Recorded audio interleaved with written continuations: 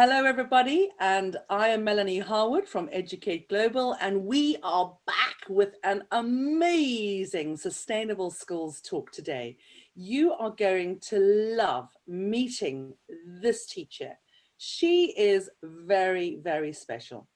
When Margaret got in touch with me recently, I just had to sit down and she told me all of these amazing things that she had achieved with her school before, and I just thought, I have got to get this out to the world.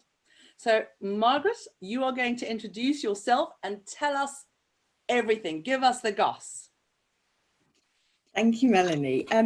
Could I just start by saying, actually, and it's something I wanted to mention, that I'm actually not a teacher.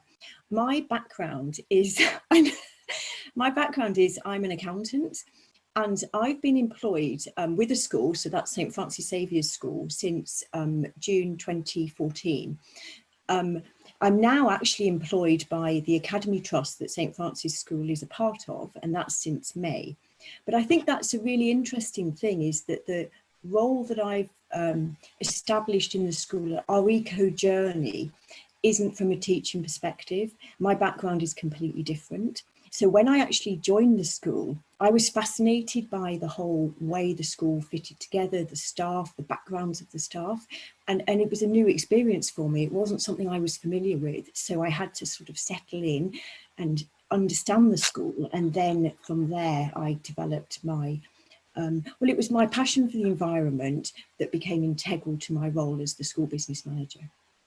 Margaret, do you think that with that financial background, do you think that that has given you this edge? Because you are looking at the nuts and bolts of that entire spreadsheet and thinking, how can we be more sustainable and still save money, save our school money? Is that what it is? Is that what your magic bullet is? Well, I think it's a combination. I think absolutely that was a key driver, but I think you also need to have the interest and the desire to do it. And I think in a school environment, that can be anybody. And the more I thought about it, I thought it could be the caretaker, it could be the head teacher, it could be the cleaner, it could be anybody. It doesn't really matter what your background is. If your passion is there to want to make things better for the environment, you'll find a way of doing it. However, I totally accept that my finance head, because when I arrived at the school, the first thing I did was I looked at the school budget. I wanted to question all the contracts they had in place. You know, that was important to basically make sure the school was managed efficiently. That was my role. And it was so varied and so interesting that previously, where I'd sort of just had a real focus on finance, within a school, it's very real. It's sort of, you know, the gutters are blocked, or that there's a, you know, an issue with a roof, or the lights are not on, you know, whatever it is, you have to sort of be able to be adaptable to all the things that are going on day to day in a very busy environment. So yeah, I think it was certainly something that very much supported the work that I really organically grew, because I didn't really intend to do it. It just sort of grew from my, as I became embedded in the school, it became something that I just had a desire to do. So when did you feel that your passion for the environment, when did that start? Was that before you became a financial whiz for schools? Or I'm just trying to get into the nitty gritty of it.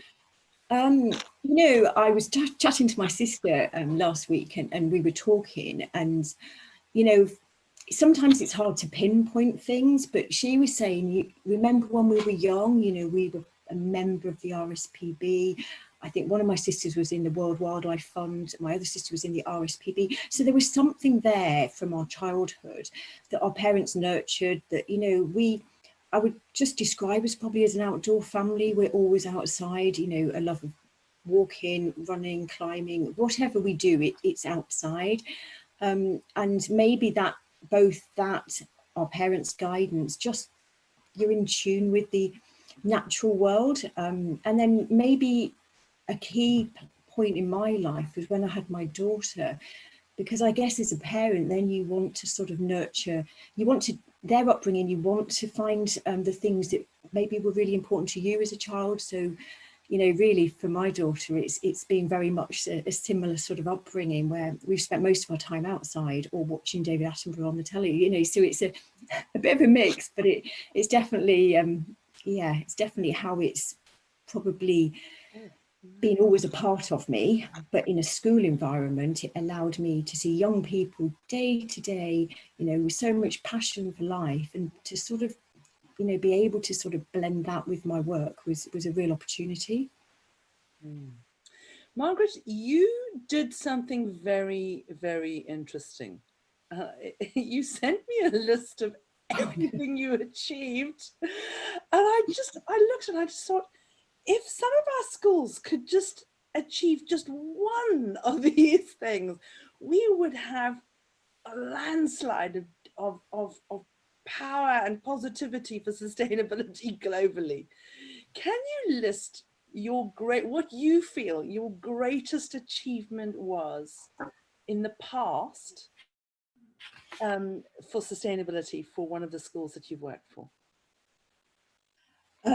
Yeah, just on the reason I sent the list, it's very much sometimes for me, I forget what we've done, you know, it's sort of just happened, and I've kept my list so that it just gives me almost the journey that we've been on and how one thing led to another. And I think that's the key thing.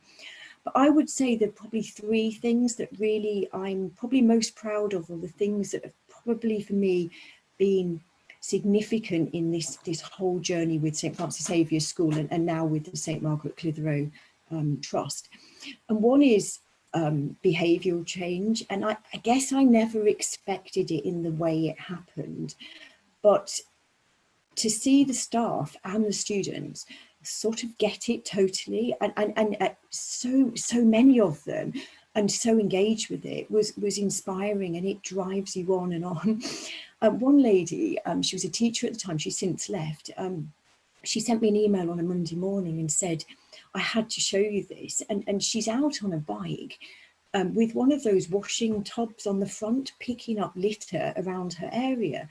And I think what she said is she felt a need to do something. And I feel as if individuals themselves can sort of understand why they're doing it, it drives them, and that becomes so infectious in a school environment. Children are just so amazing. I mean, you know, we all know it's their future.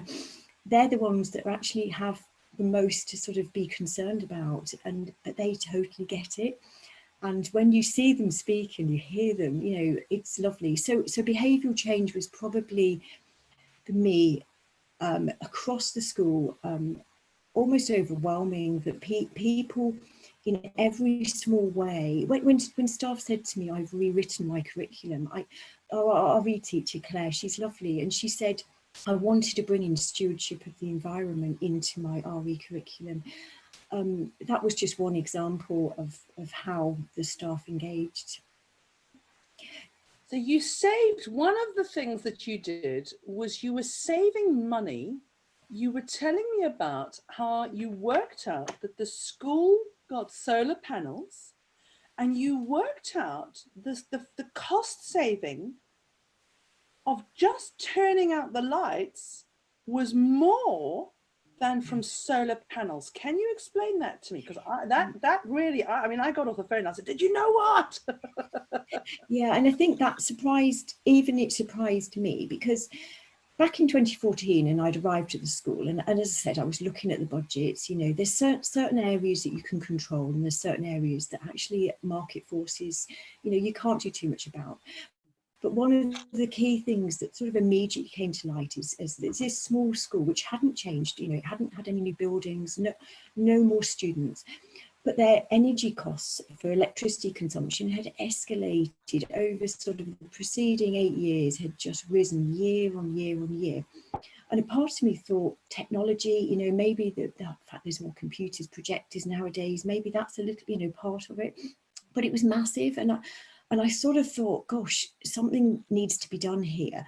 So I felt that by sharing the information with our staff, if they knew the problem, that they might help to address it.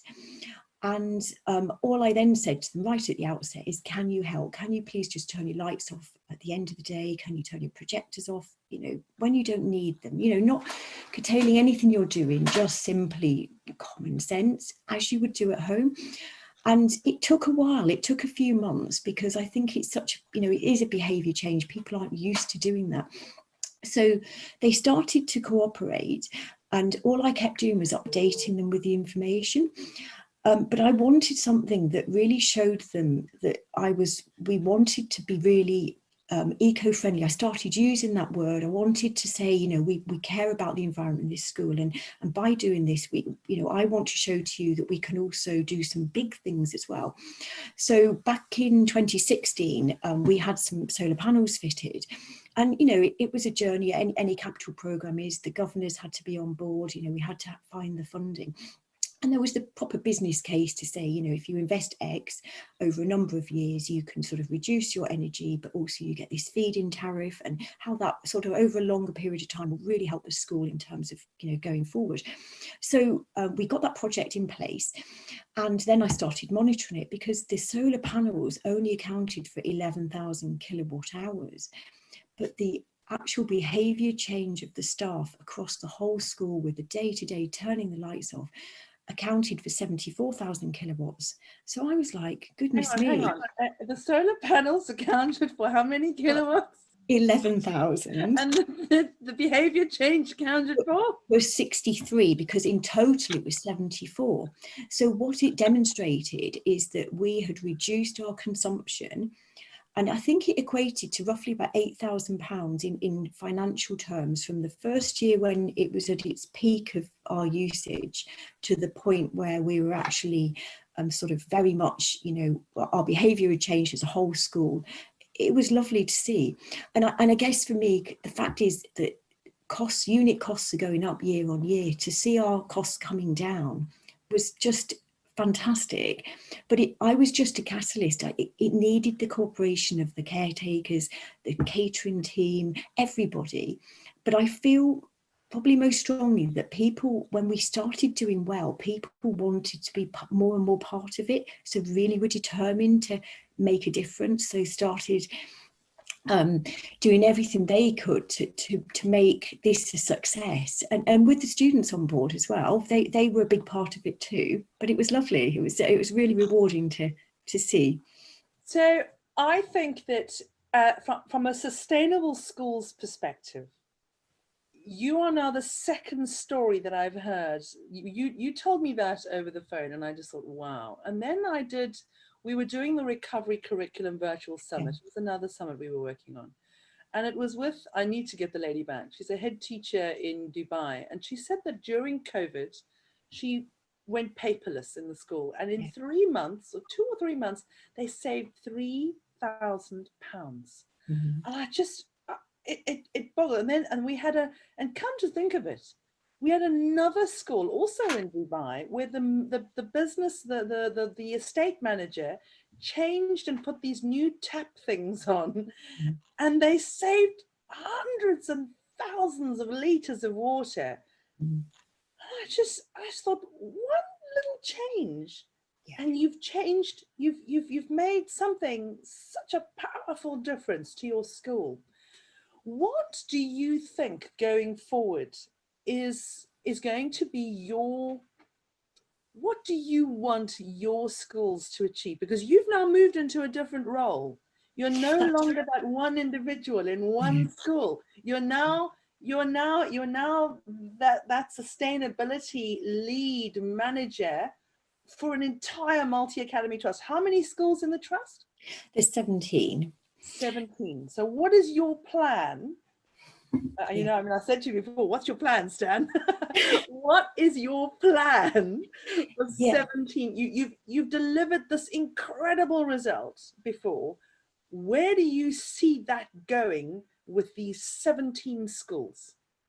Yeah, can I just say on this, you know, it was lovely that I've been given this opportunity. It's for a year. I've got a year to prove myself. You know, it's a new role. So I think for the trust and for myself, it's, you know, we need to see how this will go. Is it going to be workable? But I'd really like to pay credit to the CEO, Amy Rice, because, you know, this is a new trust. It's not a trust that's very established, and we haven't, you know, we're part of the setup of this trust. And, you know, there's huge challenges for a new trust. You know, there's financial challenges, there's the whole cultural challenge, you know, of bringing all the schools together. And they are across a wide geography, you know, there's sort of, you know, reasonable distance between them. And she's had the belief and passion to say that as a trust, we do want to care about the environment, and sort of by investing in this role is putting it up there at the heart of the trust, which, you know, for me takes courage and belief and real passion to do. Pleased about that, because I don't think I'd want to work for a trust if it was just something to sort of tick a box and say, yes, we're doing sustainability. By actually investing in me and my role, it really has given the trust the opportunity to build from the work I've done at SFX, and to sort of pick up with the schools in the trust who, and some of them have done, you know, lots of different things. So I'm hearing about schools that have got little projects in their grounds, you know, different things. Maybe they've had students visit places, and the students have come back really engaged with the experiences. So I'm in this position now where it is very different, and I've got to find a way of bringing this all together. My focus has been 3 key areas, and it took me a while to think about this, because, you know, it's a new role, and it was almost like a blank sheet of paper. But the first one, and probably most importantly, is to build trust and develop relationships with those schools. So COVID has made it more difficult. In one sense, there's Zoom, which is great, but actually to meet the people and sort of understand the schools well, it has been a little bit delayed from where I'd like to be at the moment. But that building trust and developing relationships is the key, because again, I feel that if the leaders of our trust and the leaders in each school totally understand why we do it, how we can do it on a practical basis, and how we can inspire, how we can excite our students and our staff, you know, we can really make a massive difference. So I think there's 3,700 students in the trust. So it's a lot of students, and I think 385 staff. So yeah, the impact can be big. Oh, it's all right. That's my Great Dane. I had a meeting yesterday, Margaret, and it was a really important. It was with the Crown Prince of Saudi Arabia. Oh, no. My son, my dog, and he goes, oh. He said, that's a really big dog. And I said to him, I'm so sorry, it's my Great Dane. He was more interested in my dog than the meeting after that. You know, but don't it happens. Jump, you know, these are the intricacies and the beauties of now working from home. You know, we're all doing this working from home stint on Zoom, and normally we would be in an office, and now we have Great Danes and dogs and parents and all and kids and husbands and everything at home. So, you know, and my husband's phone rang halfway through this, and I was like, oh, okay, I am going bristling here. I spoke with your CEO, and she is most certainly a very, very interesting lady. I think that she would be a fantastic interview. Her background, very driven, very passionate about what she wants to achieve. And I can see, just having spoken to her, I can see why she has given you this very important role. We were looking at sustainability and climate change when we started out, when we first came up with the concept of delivering Educate Global. Denise Meiser and I thought we want to develop this cross-curricular climate curriculum that's woven like a golden thread throughout the curriculum. But we knew that you have to upskill teachers to be specialist teachers in that field, because it's so involved. There's so much science, so much geography, economics, politics, business, everything, just everything in biology, everything is linked to climate change and sustainability, absolutely everything. And that was when we said, right, we need to have this climate change teacher course. So we started out with those 5 UN courses, but as we developed, we found that teachers were coming back and saying, okay, we've done those, but how do we teach climate change? And then they were coming back and they said, you know, lesson plans, we're being bombarded with lesson plans. Yeah. We want a structured approach. How do we, and then the other one was, how do we teach climate change to 3-year-olds? So that has been a fantastic part of our journey, and being able to meet very, very focused individuals like yourself and Amy. It's where you have those hub schools, those centers of excellence. And for me, we've noticed that wherever we've had what we call gold schools, you know, they do the bronze award, then they do silver, and then they get to gold. Every single teacher has done all 5 courses. Every single teacher is accredited. They are all, and then they start bringing in parent governors and assistants and administrators and the gardening staff and everybody's involved. We had a Zoom yesterday morning with a school down in Woking, and I was talking to their sustainability and climate change lead, and within about 5 minutes her head teacher stuck her head in and she said, hiya, just to let you know, I've written a letter to all the parents. That's great, isn't it? But you see, it's these schools that lead, and I think they lead with a confidence. And I wanted to ask you, what is that confidence? Is it something that I can bottle? Where does it come from? I think it's the desire to make the world a better place, leave the world a better place. You know, you've got a daughter, I think you said.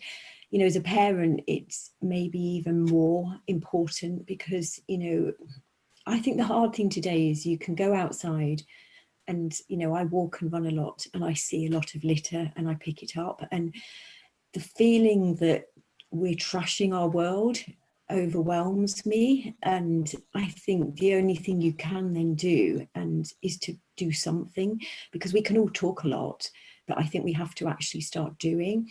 So in my own personal life, I do stuff, but then by having a platform at a school and now in the Academy Trust, where I think I can galvanise all those young people to really do something. And it is the practical action, because, you know, we were out litter picking yesterday in our school grounds, and there might not, on a particular day, there might not be a lot of litter, but those students who are doing it are acting as role models, and the other students who possibly, some of them may be students who are not that bothered, you know, they're seeing the fact that we're picking litter up. So I just hope that slight, just, you know, nudge to sort of go, actually, you might not want to pick it up, but please don't drop it. It is sort of happening day to day in our school.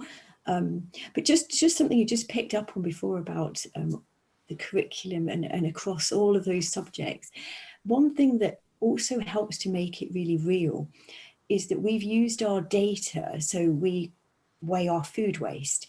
So I would pass that on to our maths department and say, can you use this so that the students are learning their graphs, whatever they're doing, but using real data that affects their school? Again, another way of connecting you to the real life situations that you're then being able to learn about through maths. I think in our foreign languages, they converted our school eco code into French and to German and whatever. Again, another way of engaging it. So going back to the confidence, I think it is just comes from absolute necessity. I mean, we all must be watching David. Well, I hope that everybody would watch David Attenborough. I have sent the link to the staff and said, please watch it, because it's essential we hear it. And we, you know, for somebody who has been around for so long and is so credible with, you know, he's seen it with his own eyes. We need to respond. And, you know, people did respond to the Blue Planet and the plastic. So, you know, we need to step it up, and schools are a great environment to do that. So, yeah, I hope that answers it in some small way. It does. It does. I watched David Attenborough's most recent, and it was called Extinction. Yeah. And they didn't censor it, because normally we have it. Well, normally they make sure that the really harsh bits, we don't see the killing of animals and the destruction. It's almost like, they soften it. They didn't soften the blows, and that was interesting for me. I sat through it, and I got, at first I cried, I howled, then I raged, but I was up all night afterwards thinking, okay, right, I know what my path is. I know what I feel my calling is, what I need to do, and I need to just keep on walking, keep going. Don't stop, because they will join you. They will come.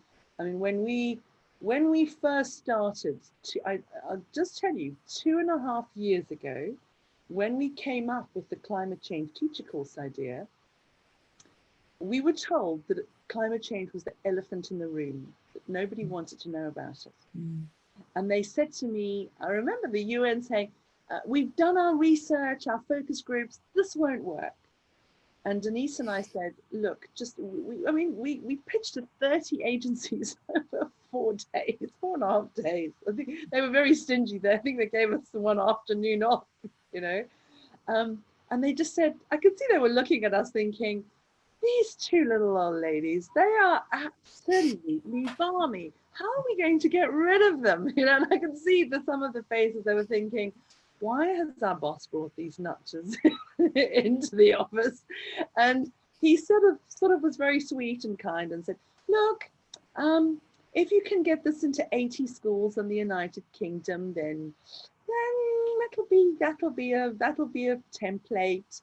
And what we did was we went to COP24 in Poland, in Katowice, and I took my daughter, and she got permission to go with for the week. And I wish we could have gone for the 2 weeks. And we sat on, and I managed to get a live press conference. And I remember him joining me, and he said, how did you do this? I said, no, I went to the media team. And then he said, nobody gets a live press conference. They're giving you the biggest press hall in the whole thing. He said, who? And he said, how did you do it? And I said, well, I went along with my husband and my daughter. And I just stood out the door, and I asked her, and he was like, a bit like you did with me, right? I said, yeah, a bit like that. And we did this press conference, and I said, right, what we're going to do, folks, is we're going to launch this climate change teacher course. And he said, no, it'll be 80 schools in the United Kingdom. And we launched on April the 22nd, 2019. I still remember the date, because we had to push the date back because it was World Earth Day. Nothing happened. Nothing. Nobody came. And I started direct messaging. I'd never used Twitter before. I started using direct messages to head teachers. I said, please, you've got to do this course.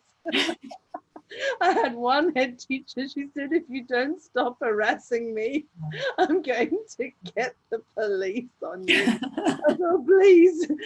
But what was so interesting was that once they started, I just knew it. It was those catalysts, those particular individuals that came on board. I remember Dr. Ben King phoning me and saying, are you for real? Is this really? I said, yes, please. Please, can you do this course, please? And he said, but there's 5 of them. I said, yeah, but this sort of, and he said, okay. And they started sharing their certificates on social media, and they were sharing experiences. And I think it was the humanity of it, that they were saying, this is what we need to be doing. And that, I mean, gosh, in 9 months, that's 329,000 schools in 43 countries. So it's just, everybody looks at me and says, how did you do it? And I still think, I don't know. I don't know. It's about being so driven, and so you just don't let anything stop you. And that's where you are, because you're saying nothing's going to stop you. No, I think there's times when you can feel deflated, Yeah. and there's times when you've just got to be sensitive to understand that not everybody's at the same place as you are. And I see some of those people who are disengaged as just a challenge, but recognizing that challenge has to be done in a really careful, sensitive way, so that I want to bring them with me. But you can't, I never tell people what to do. I don't think that's the right way. I want to inspire them. I want them to go. I want to I want to do it for myself. I want to do it for my family. I want to do it because it's really important, and we for the future. And I think when the penny drops, when they get it, they seem to get it so much that one lady, she left St. Francis Xavier last year, and it was just before Christmas. And I was walking down the corridor, and it was sort of early December, and she just said to me, Margaret, she said, I'm going to have a glitter-free Christmas. And I looked at her, and then I was like, oh, hello, good morning, that's fantastic. And off she was gone. And I thought, wow, that's brilliant. It's just something that it was her statement for her Christmas. But what that then did, it set a seed, again, as all of these projects have done, where I thought, well, actually, when we do our Christmas dinner, which is a big occasion in the school, can we have a recycled Christmas, so in effect, all our decorations that our students are making, this year there'll be no bringing them in because you've bought them. This year it will be about, can we do it because we've made them? Well, it was just fantastic because the students got it. The engagement of the making, the competition between them and the staff who made the most amazing things out of toilet rolls or whatever, but the plate, it looked amazing. But the message was so there that actually this is about, we don't want plastic, we don't want straws, we want this lunch to be a sustain, we want it to be a happy occasion, but we want to do it caring for the environment at the same time. And it's small projects like that I guess drive me on, because in a school environment, it's just a great platform, like I said, to be able to do that. And I think more importantly as well, that I'm sure there's lots of ideas out there, and there'll be lots of schools doing lots of things. And I guess that's it. We just need to sort of share that and learn, because, if there's an easy way of doing something, then, to be able to pass that on to other schools and sort of, just embrace, a great opportunity, but at the same time, caring for our environment. So It's interesting you say that. We were approached a few weeks ago by a teacher from Devon, Lisa Pugh, and she contacted me and said, I've created something called the Carbon Footprint Buster Challenge. And I get hundreds of emails. They just come in, and for some reason this email just jumped out at me, and I thought, oh, again, I opened it, and I went and I said, well, what is it? What are you talking about? Is it do they have to buy something? What do they have to do? And she said, no, she said there's an assembly that they do, and I've got all the notes, and I've been doing it. We've got an eco group in our school, and then what we do is we challenge each other to achieve. We actually have a leaderboard. We measure our own personal carbon footprint. And I said, you're not using an app, are you? And she said, no app, just us with our clipboards, and like you said, we work it out in maths, and we go. I said, okay, well, can I have a look at it? So she sent it over, and I said to her, this is absolutely fantastic. When I started seeing the amount of work that she put into it, it was just, everything was there. And I said to her, well, what do you want me to do with it? What's your plan, Stan? And she said, you've got 329,000 schools. Do you think that you could give it to them? I said, well, you need to make this a mandatory part of the Bronze Award, because this gives schools that platform to leap off from, so that they can do the course, and there it is. I said, but I can't just give it to them like this. You're going to have to film the introductions. She said, oh, no, I can't be doing that. I said, well, that's the prerequisite. Anyway, we went down and we stayed in her. She lives in these beautiful woods in Devon, and she's off grid, Yeah. completely sustainable, rewilding the wood, and she has an entire. And her husband is in a top specialist in permaculture. I only go and discover that he's gone and designed and built the Eden Project all those years ago. Oh, Oh, it was just, and he was yeah. explaining the compostable toilets, and they've set up this incredible place, this woodland. I'm not going to mention the name of it, because I don't want to, I must make sure that she gives me permission first.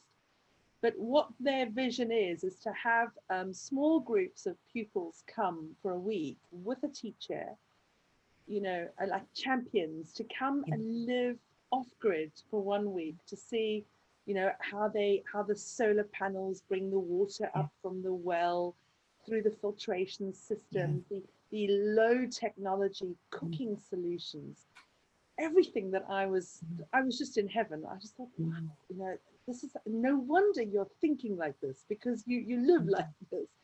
And she filmed all of the sessions, and I looked at the footage when we came back. Margaret, to get light like that, if you were doing a big film shoot, you'd have to have a budget of hundreds of thousands. But for some reason, the light was just coming through those trees. And I said to my husband, I said, this looks like you've had a massive crew of about 50 people filming this. I said, the lighting is just, and I messaged her. I said, well, I don't know who you prayed to on that morning, because God clearly loves you, because the light on you is just superb. But we've been building this as the Carbon Footprint Buster Challenge. We said, do you think schools would want it? I don't know. Let me just see. And I reached out to a school a few days ago, and I said, here's the introduction to it. Would you be? And I got this message at 6 a.m. yesterday morning from a head teacher in London. She said, that's it, my team and I, we're doing the Carbon Footprint Buster Challenge. We've watched it, we love it, we've seen it. And I just thought, oh. And about 15 minutes later, I had another head teacher. She said, oh, we've looked at it. It is fab. That is it. And I thought, okay. And the phone just started going, oh, we've seen it. That's great. This is where we're going. And I messaged her back and I said, you gave me this gift. Yes, it was a big thing to film it and put it together. But yes, it will go into hundreds of thousands of schools, and it gets you thinking. It gets you, honestly, I'm now looking at what I eat and I'm going, oh, okay, well, we can't, I'm measuring the carbon footprint of aubergines. No, heavy carbon footprint, can't be having that. No, potatoes, we can have that. Oh, pasta, be careful.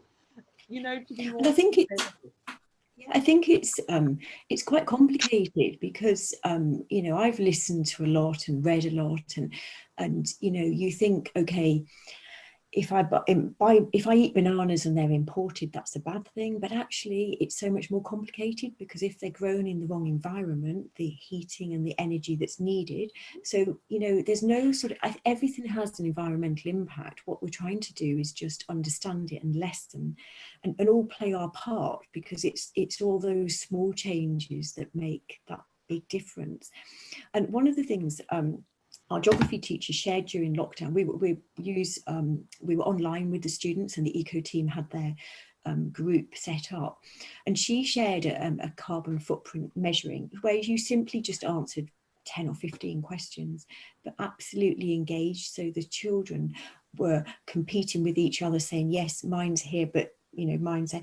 And it's just that connecting, isn't it? It's understanding that if you can think about what you're doing, where you're buying your food from, what you're eating, how it impacts on the environment, it's massive. And we can all do it. It's just we need to we all need to do it. And I'm sure there's hundreds of grassroots organisations and villages and communities doing so much that our school has connected with our community and our trust. Recently, we've just been to connect with a wildlife organisation where our students can go to their reserves to sort of connect back with nature. So there's so much good going on, and I am heartened, you know, and it does, like you said earlier, it does drive you to keep going. But that sounds really good. It's when you get the feedback, it's you know, we one of our schools contacted us and said, look, we need a climate change reading program. And I just said, okay, all right, how's that going to work? And we built it. It took us a year and a half, and we built it, and we trialed it, and it was hugely successful. And then COVID-19 hit, and the head teacher contacted us a few weeks later, and she said, our engagement has fallen off a cliff. Can you help us? And that was when I said, well, if we switch it on for the families, you have to promise me that you will deliver it. Mm. Wow. And I don't know, I was saying to somebody else, we switched it off 2 weeks ago, and the parents went mad. And they were like, why are you switching this off? And I just said, I had no idea that parents would be that engaged. And then I thought, oh, hang on a minute. Yeah. We're parents. We are engaged. We do want to know what our children are doing. We do want the best for our children. My mum said the other day, she said, oh, no one's going to change their diet. They're not going to stop eating meat. And I said, Mum, have you not noticed that we haven't had meat since November last year? She said, that's a point. You know, Mum, we made those changes very easily, and you didn't even notice. It's funny because I've had parents say to me their children have gone home and turned all the lights off in the house, and I've thought, great, because in effect they're living out what they've learned in school in an extreme way, upsetting their parents, which is lovely. But also through our you know, our school has, like most schools, a social media site, and through that, you know, we were posting some of the activities that we were doing, and that then engaged some parents, which is just as you were saying. And one parent is a GP. Well, he's an interesting chap because he's part-time GP and he's a part-time environmentalist, and he's working to help all doctors' surgeries become carbon neutral. So he's got quite a scientific sort of background as well. And also connected in all that is in behavioural change as well. So he was a fascinating person to bring on board, and then came in to meet my eco team, and it sort of again built another dimension to the work that we were doing. So I think that engagement with the wider community is what I'm looking for, the trust to see how the schools in their own areas can connect locally and become the role models, the beacons of their communities, so that they can then showcase what they can do in their schools, but also hopefully connect with these sort of people who are out there that can also bring that on even more. And it just builds. It's a sort of a momentum that we just want to you know, continue and to sort of ensure that our trust and, you know, hopefully all of, you know, every school really, like you say, globally will start taking their you know, I think we do follow, Margaret. Once one starts, I think sometimes we don't like to stick our heads above that, you know, it's like, who's doing it, you know, it's that meerkat thing. It's like, okay, well, they're, and it's from a financial perspective, from the money saving perspective of what you have achieved. I can see a lot of schools wanting to know what you've done. So I would love if you could give me a step-by-step outline for every business manager, every participating Educate Global Awards school, to just follow your step-by-step plan, because that, to me, that would be absolutely incredible. It's about sustainability. It's about thinking about it, every aspect of sustainability, not just your daily lives, not just your personal sustainability, but all of the sustainability around you, and start thinking about it. Because I do. And I say to John, I look at something and I go, this is, I got beans. We grew beans this summer. And I said, look at this handful of beans. Look at the amount of water that it took to grow these beans. I said, and now you think I spend $2.99 and I can buy a pack of about 2-3 kilos of these beans from India. It's not sustainable. It's not sustainable. And it's flown all this way and then it's been packaged here for $2.99. I said, and look what it took me to grow this handful of beans in my garden. And he said, I didn't think about it that way. And I said to him, you look at everything in your pantry, everything you have, is it sustainable? Where is it coming from? We got chickens just at the beginning of lockdown, and they've changed our lives. They really are very interesting characters. And we now, our waste, our personal kitchen waste, because all the peelings go to the chickens. And they love it. All the anything that's left over, any rice or pasta or bread, chickens. And they love weeds. Oh my goodness. We are walking out every morning and people are walking past and they go, what are you doing? And we say, we're collecting dandelions and weeds. And they say, why? And they say, because our chickens need weeds. They need greens. It's good for them. And people just think, oh my word, let's quick, yes, wide berth, nutter alert. But our chickens have made us far more sustainable, because I've been learning that eggs are, if you're not vegan, but you are going to be vegetarian, eggs are a very high form of protein with a low carbon footprint. And then rearing them ourselves by utilizing the waste that we have, our kitchen waste, and then it doesn't go into landfill or wherever else. And also, we've even found that we're making our own tortillas and our own fresh spaghetti. So we're no longer buying from the shop in a plastic container, plastic packaging that's come from miles. It's fresh, so it's just eggs. People don't realize it's eggs, oil, flour, spaghetti. That's it. I think you're right. I mean, we gave up buying any biscuits, cakes. Not that I ate many cakes from shops years ago, but we gave it up very deliberately over the whole palm oil. Once we became aware, and this was a few years back, and I remember at work saying to one of the ladies who was preparing the meeting, she said, oh, will you have a biscuit? And I said, no, I'm sorry, I don't. And I sort of had made a really conscious decision that everything we eat is made. So we make our own biscuits, we make our own bread, cakes, whatever. And it does take more effort. And you see that effort because you're having to sort of think about, time to make it, that once it runs out you can't just quickly go and buy something, you have to make something out, so it becomes a lifestyle. But I think the key thing with all of this is putting aside the palm oil and all the sort of single-use plastics, is for me at the school and in the trust, it's the waste, and that comes back to the money. When I looked at the school and I looked at the food waste, it really deeply offended me, because I really wanted our children to see that the starting point of growing the crops or farming the animals, all the way through the process of the transportation, the cooking and the serving, the huge impact there. And then to sort of, you get to lunchtime, oh, I don't really like that, I'll just throw it away.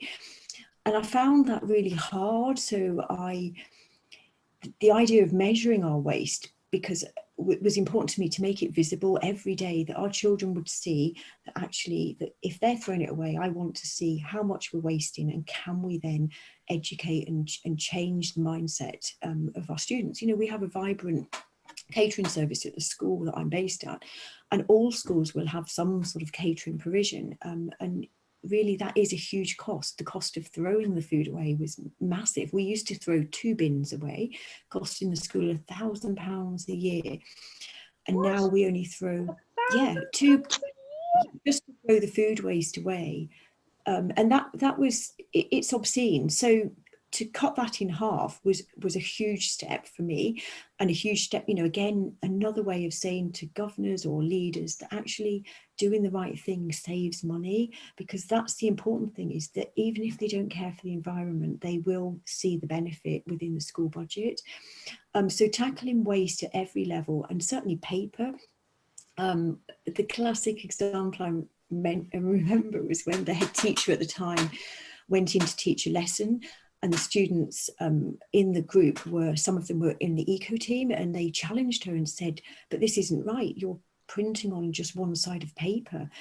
And when she came to tell me, I wasn't sure she wasn't too, I thought she was a bit sort of cross about it, the fact the students had stood up to her. But then she said to me, no, they were absolutely right. So this need to sort of, well, for me, it's the thinking process about, can we just, it's not doing what we need to do, but can we do it in just a better way? So when we tackled our paper usage, we saw the benefit of actually just, can we reduce the font size? Can we print back to back? Whatever it is, can we slightly adapt the way we're doing things? So, waste for me is a huge problem. And I think if we all focus on waste, it changes our behavior at the beginning, and we start saying, there are different ways of doing things, and for the benefit of the environment, but for also for schools who have to manage in a financial, that it's challenging financial times for all schools, that they have to decide how to use those resources. So we don't want to be wasting them.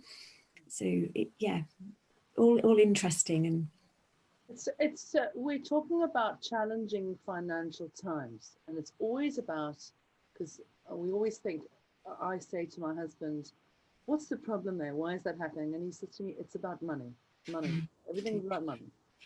And one of the projects that we've got, it's an option within the Educate Global Gold Awards, is something we've built called PR for your school.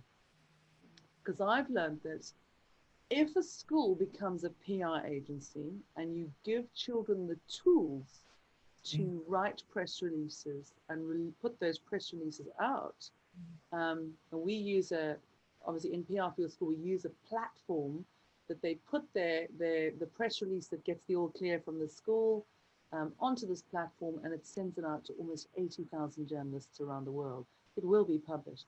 But you show a school how to set up its very own online newspaper, its own TV news broadcast center, its own radio center, and you start attracting investment and sponsorship for that school for initiatives and projects, the like of which you've never seen before.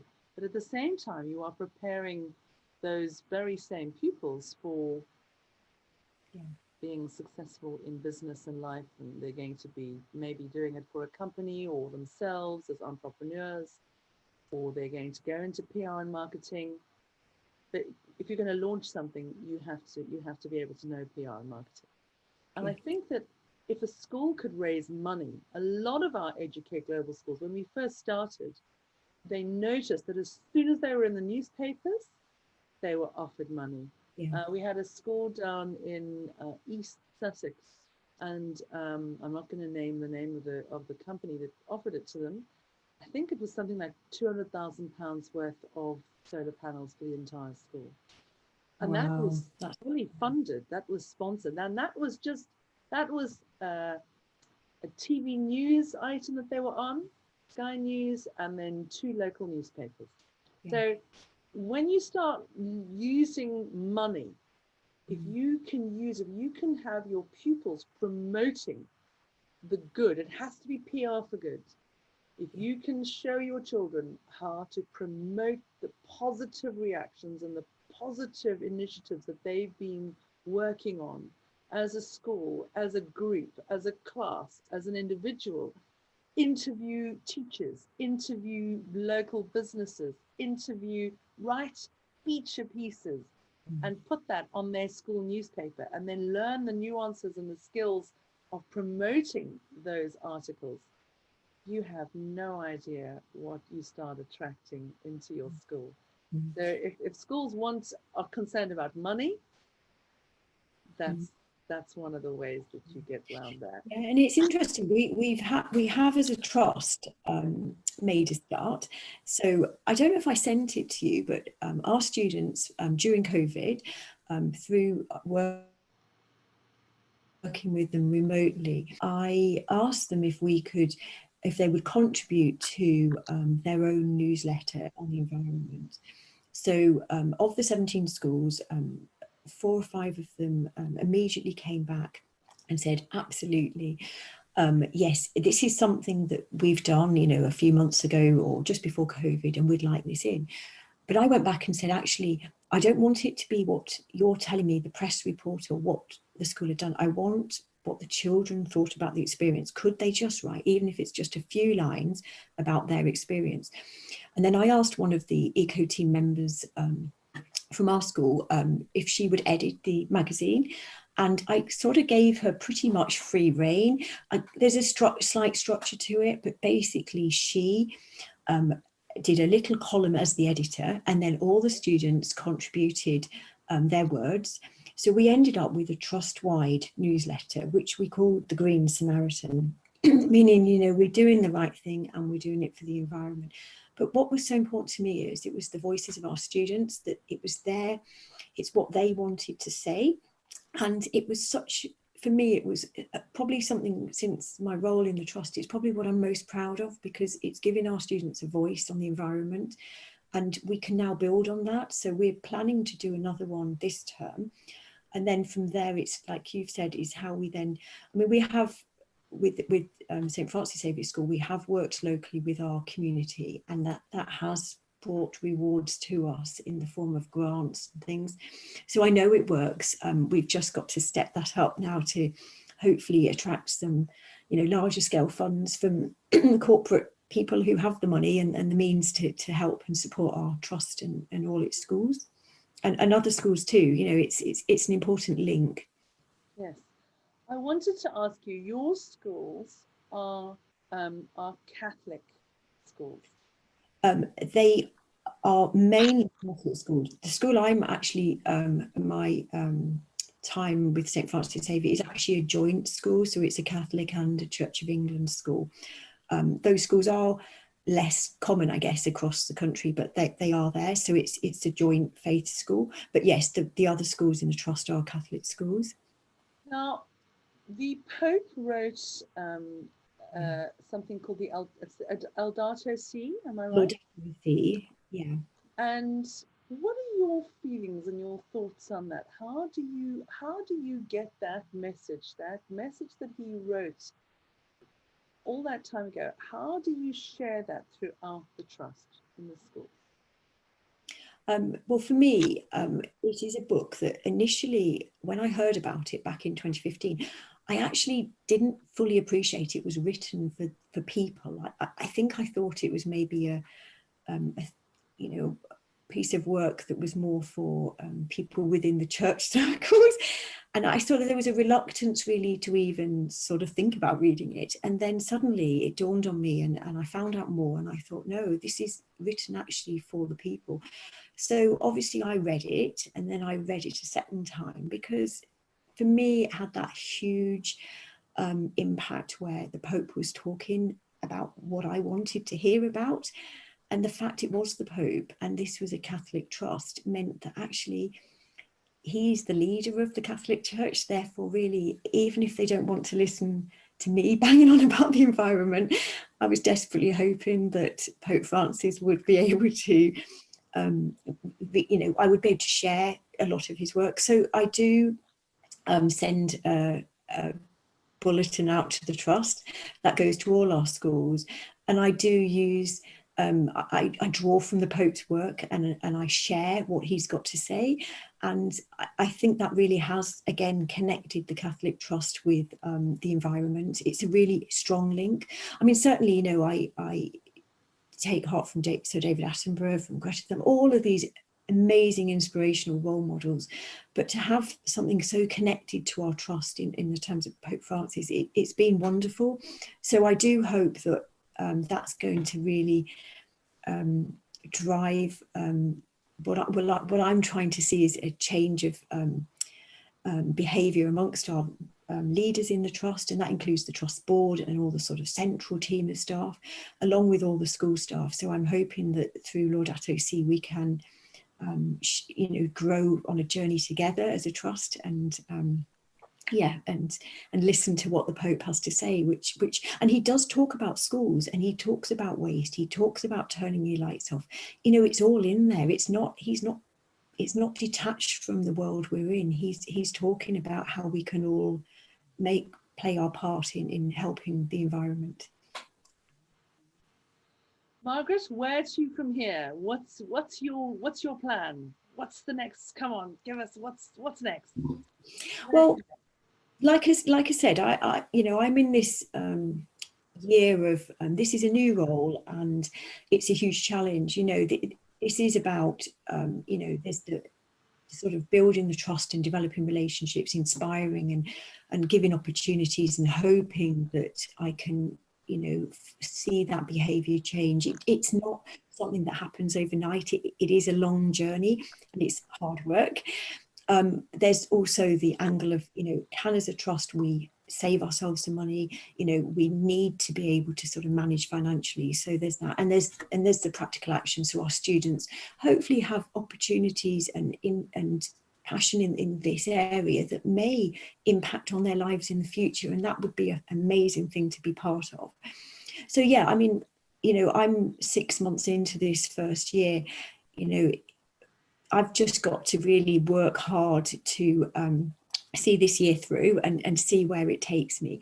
I would like to think, if you asked me in 5 years' time or whatever, and if I was still in the role, I would have hopefully so much more to sort of share along our journey. But I just see it all as a challenge, and as an individual, and my personal challenge is to sort of continue to sort of in every way I can to inspire people. And that's not just in the school environment, that's in families and friends and people, and share what I can. So yeah, it just stays with you. It's a part of you, isn't it? It is. I want to thank you so very much for joining us today.